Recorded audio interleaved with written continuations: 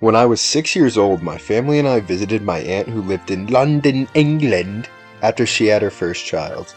Looking to do some sightseeing, my family piled into a tiny rental car and made the long, wrong turn-filled journey to Stonehenge. Upon our late arrival, the wonder of the world was closed for tourists to get a closer look. Bored, unimpressed, and confused, my only reaction to seeing Stonehenge from afar was, "We drove all this way to see a bunch of big dumb rocks?" in honor of that titillating trip all those years ago, I decided to make my own perfect miniature replica of Stonehenge inside of a terrarium. So, Stonehenge consists of sarsen stones and blue stones, and there are 83 total stones. Each standing stone is around 13.5 feet tall and weighs around 26 tons. My build will be scaled down to about 1/200th of the real Stonehenge. In order to source the sarsens and blue stones for this build, I actually contacted a 124-year-old Scottish stone distributor. This ran me nearly 1200 USD plus shipping to get them over here. Nah, I'm just kidding. I drove 15 minutes up my local canyon, parked on the side of the road, and spent 2 hours looking for random rocks that looked about the right size. Anyway, I also met a chill-ass grasshopper and then crossed the street to get some cool rocks from this little creek as well. After filling my bags, I drove home and picked out the best looking options for the trillathons. It was then time to glue these bad boys together. I used some white Gorilla Glue I had lying around.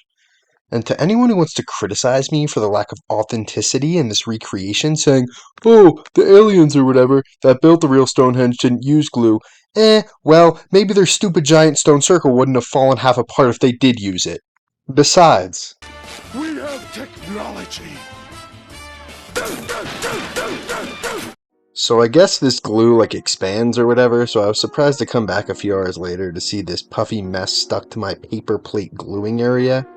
Nothing a little razor blade action can't fix though. I also decided to paint the glue to make it look more seamless, but I didn't mix the colors right and it kinda looks worse, but whatever, it's fine. I also glued 2 of my trillathons together to mimic that bad boy right there. Alright, time for the easy part of the build, making the actual terrarium for the stones to sit in. I bought this bowl from Michael's for like $10, then filled it with some rocks I got for Home Depot. You can buy a giant bag for like $6. Pretty hype! After the drainage layer was in place, I added in a fiberglass mesh substrate barrier and topped it off with my go-to soil mixture. Mossy time! Damn, son, where'd you find this?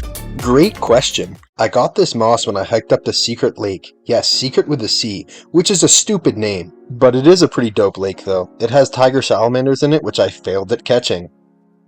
Anyways, I just slapped a couple of big pieces of moss on top of the soil. Next, I arranged my stones preemptively for proper insertion, and it's time to add them in. And...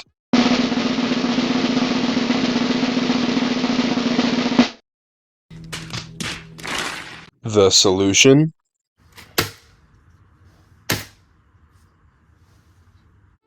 I just scissored some wooden skewers and glued them to the rock's bottoms. Hell yeah, brother! Time to see if this bad boy stays stuck in. Perfect.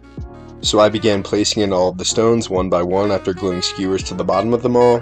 This is some footage of the process, but I ended up spending a lot of time rearranging and repositioning the stones because, well, no matter what I did, this just straight up does not look like Stonehenge.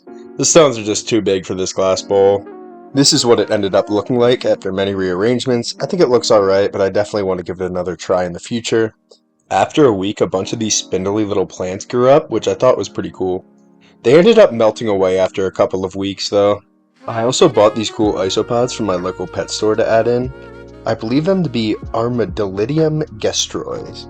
I plopped them in one by one, and this little dude was really struggling to get off his back, giving me major flipped over turtle vibes. Attaboy! I also added in some springtails as per usual, then decided to place in a little piece of this isopod banquet block for food. I never once saw them eat it though. I debated making and posting this build for a while, but decided to as a reminder that sometimes things don't always turn out as great as the idea you have in your head. Nonetheless, I hope you enjoyed watching. Feel free to check out some of my other videos, and I hope you all have a great day. Peace!